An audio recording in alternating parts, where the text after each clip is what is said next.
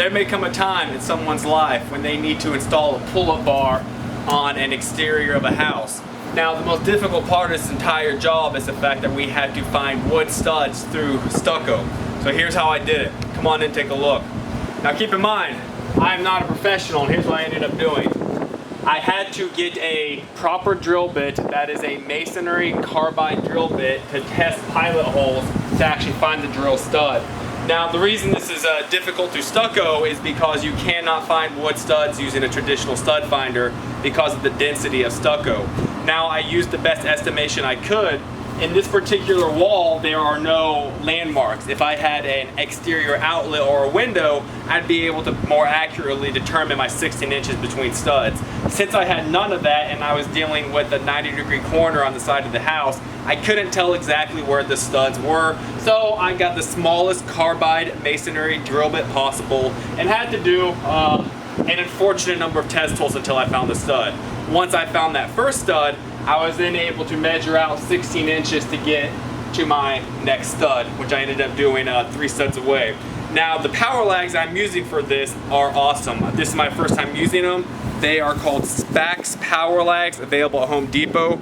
These things are absolutely beefy and I love them. Not to mention, the OD green looks pretty baller up against the black bracket. Now, this is an exterior application, so I need to use a very generous amount of caulk in all the holes that I'm doing. So what I'm doing in this particular case, because these lag bolts are massive and not exactly the most precision instrument that I've ever used, I am applying caulk to the exterior of the lags before I put them in the pilot hole. Now, speaking of the pilot hole, it is essential, I found out the hard way, to make sure that you use a proper masonry carbide bit. That's the only way to get through stucco. Now, I've already measured out, made sure everything was level to get my first starter hole. So what I'm gonna do is I'm gonna mount this one lag bolt into the center of this bracket.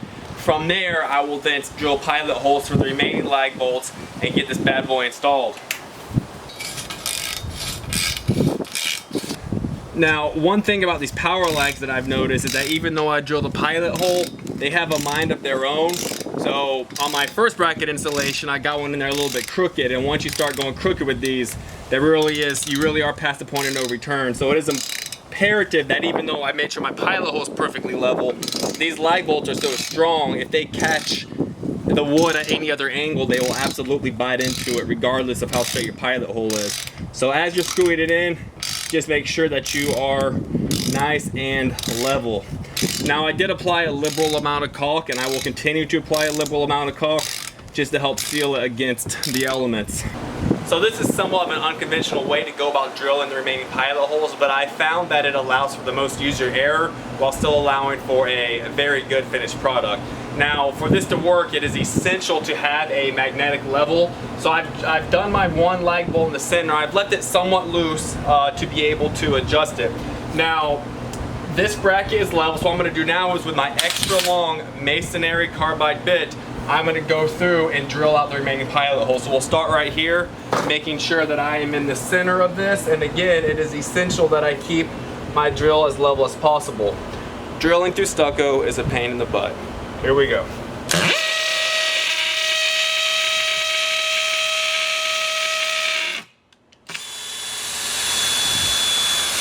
And by pain in the butt, I meant that actually went really well. So again, because this is an exterior application, I have to be very generous with my use of caulk. What I'm going to do is I have caulked the lag bolts themselves as they're going into the hole. In addition, I'm going to do the entire exterior of the bracket so water doesn't come down and drip behind there and slowly create mildew, mold, or build up condensation. So I'm going to go at the top. I'm going to work my way down, make it look all pretty. And one thing, anytime you are caulking anything on the outside, you never want to caulk the bottom, because first, rain is not going to come up anti-gravity wise. So you always want to have an option for, in the unlikely event that water does get caught, it has a way to go out. So I'll caulk the top thoroughly, come down the sides, and then I will not caulk this bottom part. I've applied the bead of caulk around the 3 sides. I'm going to run my finger just to get it a nice clean 45, get off all the excess. Always come behind with the damp rag to make it all nice and pretty. So is the Rouge P-4 Pull-Up bar, and the actual pull-up bar itself is pretty neat how they have it stay in place. It's just a friction system where they have a flange nut and a flange bolt that if you just let it go, it's going to go through the hole, but it actually uses the bar itself to bite down into. That stops the bolt from going through, and it stops the bar from rotating.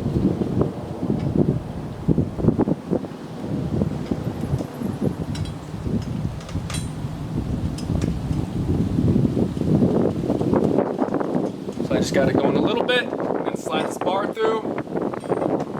All right. 200 pounds, 54 pounds, 254 pounds moment of truth.